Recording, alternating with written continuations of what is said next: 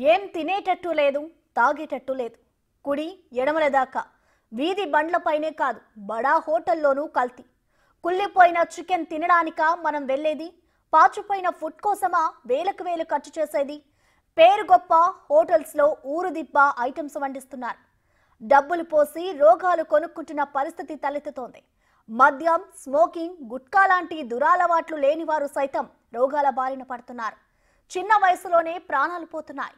Cancer బాధితుల సంఖ్య సైతం గణనీయంగా పెరిగిపోయింది. వీటన్నిటికీ ప్రధాన కారణం కల్తీ ఆహార పానీయాలే. పిల్లలు తినే చాక్లెట్, ఐస్ క్రీమ్తో మొదలుపెట్టి అందరూ తాగే పాలు, నీరు వరకు సర్వం కల్తీమయమైపోయాయి.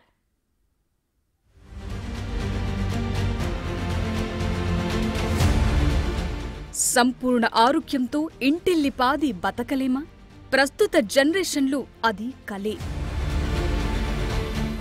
దురలవాట్లు లేకుండా సోకుతున్న ప్రమాదకర రోగాలు. వీటన్నింటికీ ప్రధాన కారణం కల్తీ ఆహార పానీయాలే అని మీకు తెలుసా? పిల్లలు తినే చాక్లెట్, ఐస్ క్రీం నుంచి అందరూ తాగే పాలు, పెరుగు, నీరు కల్తీనే. పరిస్థితి ఇలాగే కొనసాగితే భవిష్యత్ తరాల పరిస్థితి ఏంటి? ఆహార కల్తీ గురించి చెప్పాల్సి వస్తే మాంసాహారాల్లో సర్వసహజంగా తినే చికెన్ గురించి చెప్పుకోవాలి. సహజంగా బ్రాయిలర్ కోడి పిల్ల దశ నుండి కిలో అంతకంటే ఎక్కువ బరువు ఎదగాలంటే కనీసం 45 రోజులు పడుతుంది. కోడి పిల్లలు త్వరగా బరువు పెరగాలనే తాపత్రయంతో కొందరు పౌల్ట్రీ, చికెన్ షాపు యజమానులు కృత్రిమ ఆహారం అందిస్తున్నారు. రోగాల బారిన పడకుండా అధిక మోతాదుల్లో యాంటీబయాటిక్ ఇంజెక్షన్లిస్తున్నట్టు సమాచారం. ఏదైనా యాంటీబయాటిక్ ఇంజెక్షన్ జంతువుకు కానీ కోడికి కానీ ఇచ్చిన తర్వాత కొంతకాలం పాటు దాని మాంసాన్ని భుజించరాదు. తింటే ఆ యాంటీబయాటిక్ అవశేషాలు మాంసం నుండి మనుషుల్లోకి వచ్చేసి అనారోగ్య సమస్యలకు కారణమవుతాయి. కానీ పౌల్ట్రీ రంగంలో అలాంటి నిబంధనలు పాటించినట్టు కనిపించదు. మనం రోజు ఎంతో ఇష్టంగా తాగే ఇరానీ చాయ్ ఎంతో చిక్కగా కనిపిస్తూ రుచిగా ఉంటుంది.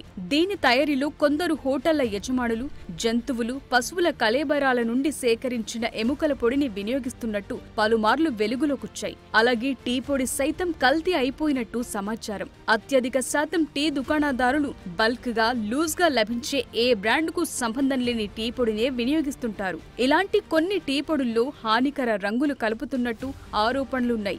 వీటి మూలంగా టీ ప్రియులు రోగాల బారిన పడుతున్నట్టు నిపుణుల మాట. ఇంటిల్లిపాది తాగే పాల తయారీలో యూరియా, ఫెవికాల్ కలుపుతున్న ఘటనలు ఎన్నో వెలుగు చూశాయి. పాలలో విషతుల్యమైన యూరియా, ఫెవికాల్ కలపటం మూలంగా అవి తాగిన వారికి ఎలాంటి జబ్బులొస్తాయో ప్రత్యేకంగా చెప్పనవసరం లేదు. ఏదేని వంట కోసం ఒకసారి మరిగించిన ఏ నూనెను మరోసారి వినియోగించకూడదు.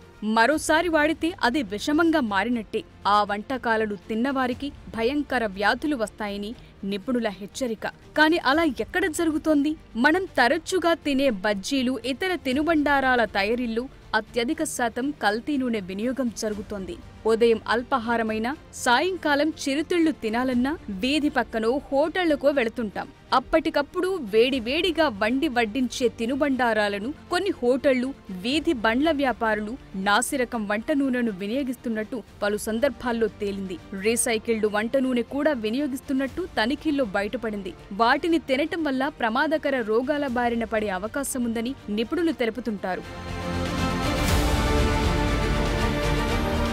పిల్లలు, పెద్దలు ఎంతో ఇష్టపడి తినే పానీపూరిలో కలిపే నీటిలో మూత్రం కలుపుతున్న వీడియోలు ఆ మధ్య సోషల్ మీడియాలో చక్కర్లు కొట్టాయి. ఆ వీడియోల ఆధారంగానైనా అధికారులు ఆ పానీపూరి బండ్లపై దాడులు నిర్వహించిన పాపాన పోలేదు. అలాగే ప్రజలు సైతం పానీపూరీలు తినటం ఆపలేదు. ఎండాకాలంలో అందుబాటులోకొచ్చే పుచ్చకాయ తినని వాళ్లుంటారా? సమ్మర్లో దాహార్తిని తీర్చి రోగనిరోధక శక్తిని అందించడంలో పుచ్చకాయ దిట్ట. పైపెచ్చు కాయలను త్వరగా పళ్లుగా మార్చాల్సిన అవసరం దేనికి లేదు కాబట్టి దీన్ని మాగబెట్టేందుకు దుకాణదారులు హానికర కెమికల్ వినియోగించాల్సిన పని లేదు. అయితే పుచ్చకాయ కొనేవారు దాని లోపలి రంగు, రుచిని చిన్న ముక్క రూపంలో కోసి చెక్ చేస్తుంటారు. దీంతో కొందరు అమ్మకందారులు పుచ్చకాయకు కృత్రిమ కెమికల్ రంగు, చక్కెర రుచిని ఇంజెక్షన్ల ద్వారా అందించి అమ్ముతున్నారు. దీనికి సంబంధించి సోషల్ మీడియాలో వీడియోలు చక్కర్లు కొట్టాయి కూడా.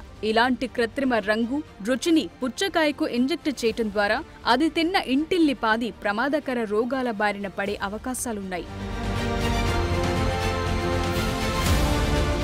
ఈ మధ్య వెలుగు చూసిన ఓ ఘటన రాష్ట్ర ప్రజలందరినీ నివ్వెరపరిచింది. పిల్లలు, అమ్మాయిలు ఇష్టంగా తినే ఐస్ క్రీంలు కెమికల్ మయమైపోయాయి. హైదరాబాద్ వంటి మెట్రోపాలిటన్ సిటీల్లోనే కాదు, వరంగల్ జిల్లాలకు ఈ కల్తీ పాకింది. వీధుల్లో ఫలూడా ఐస్ క్రీంలు అమ్మేవారు ఐస్ క్రీం తయారీలో వీర్యం కలిపే వీడియో సోషల్ మీడియాలో వైరల్ అయ్యాయి.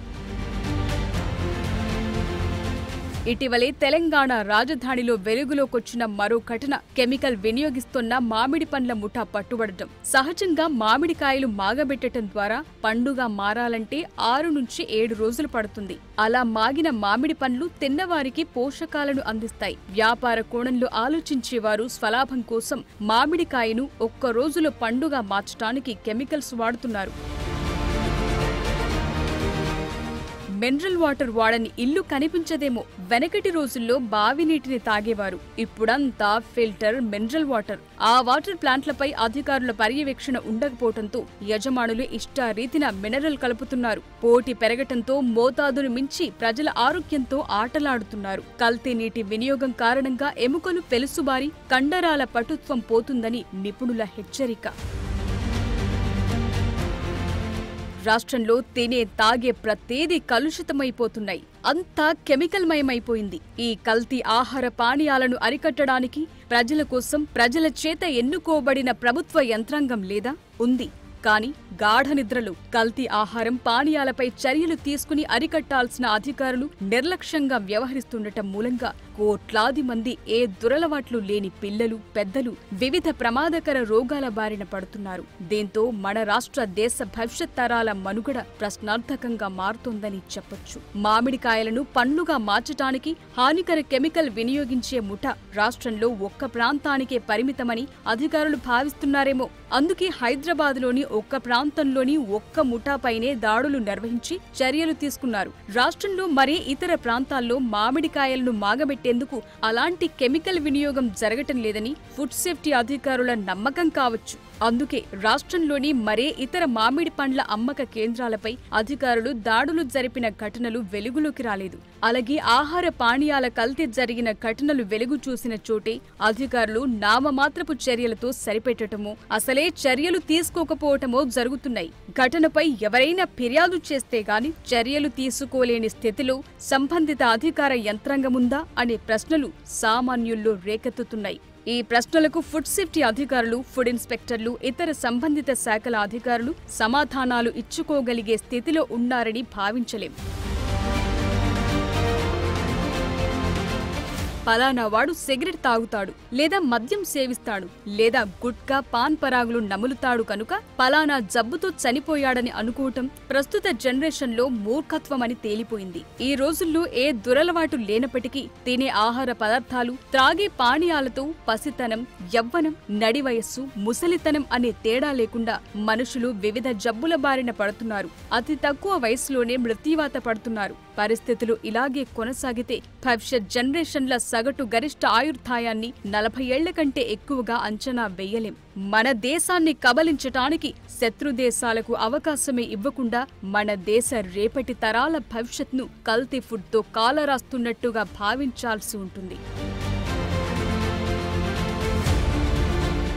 ఈ దేశానికి, రాష్ట్రానికి అతి భయంకరమైన ప్రమాదం డ్రగ్స్ కాదు, అంతకంటే అతి భయంకరమైన విపత్తు లాంటిదే కల్తీ ఆహార పానీయాలు అని భావించాల్సి ఉంటుంది. ఎందుకంటే డ్రగ్స్ కొని వినియోగించేవారు కొంత శాతమే, కానీ కల్తీ ఆహార పానీయాలు వినియోగించేవారు దేశ రాష్ట్రాల్లోని ఇంచుమించు ప్రజలందరూ అని చెప్పొచ్చు. పసిపిల్లల నుండి పండు ముదుసలి వరకు ఈ కల్తీ ఆహార పానీయాల బారిన పడాల్సిందే, గత్యంతరమే లేదు. కావున దేశ రాష్ట్ర పాలకులు భవిష్యత్ తరాలను దృష్టిలో ఉంచుకుని ప్రజా ఆరోగ్య పరిరక్షణకు నడుం బిగించాలి. ప్రభుత్వంలోని సంబంధిత యంత్రాంగాన్ని పటిష్టపరిచి కల్తీ ఆహార పానీయాలను నియంత్రించే విధంగా చర్యలు చేపట్టాలి. లేదంటే ముందు తరాల భవిష్యత్ చీకటిమయమైపోయి దేశం, రాష్ట్రాలు రోగపీడితంగా మారిపోతాయని అంచనా వేయొచ్చు. చేతులు కాలక ఆకులు పట్టుకున్నట్టుగా కల్తీ ఆహార పానీయాల మూలంగా ప్రజలు అంతుచిక్కని రోగాల బారిన పడ్డాక మెడికల్ మాఫియాకు దన్నుగా మారిపోకుండా ప్రభుత్వాలు నిర్ణయం తీసుకోవాలి. కల్తీ ఆహార పానీయాల నియంత్రణకు తక్షణమే నడుం బిగించాల్సిన బాధ్యత పాలకులపైనే ఉంది. ప్రజారోగ్య పరిరక్షణ కోసం తమిళనాడు, కర్ణాటక, పాండిచ్చేరి రాష్ట్ర ప్రభుత్వాలు కొంత విశ్వసనీయతను చాటుకున్నాయి. వారి రాష్ట్రాల్లో మంచూరియా ఆహార పదార్థాలు, పేచు మిఠాయి తయారీలో వినియోగించే హానికర కెమికల్ కలిగిన రంగును గుర్తించి ఆయా ఆహార పదార్థాలను నిషేధించాయి. ఇక తెలంగాణలో సీఎం రేవంత్ పాలన మార్పు దిశగా కొనసాగుతూ అవినీతి అధికారులపై ఉక్కుపాదం మోపుతోంది. మరి కల్తీ ఆహార పానీయ నియంత్రణకు సైతం తెలంగాణ సీఎం అంతే కఠినంగా వ్యవహరించాలని కోరుకుందాం.